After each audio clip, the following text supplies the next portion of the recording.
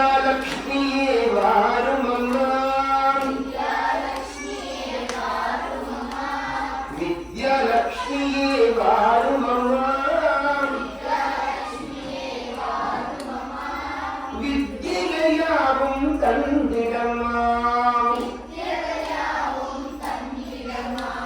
தானியலக்ஷ்மியே வாருமம்மா அன்னபூர்ணியாய் நிறைந்திடம்மா திருவேடத்து பூஜையிலே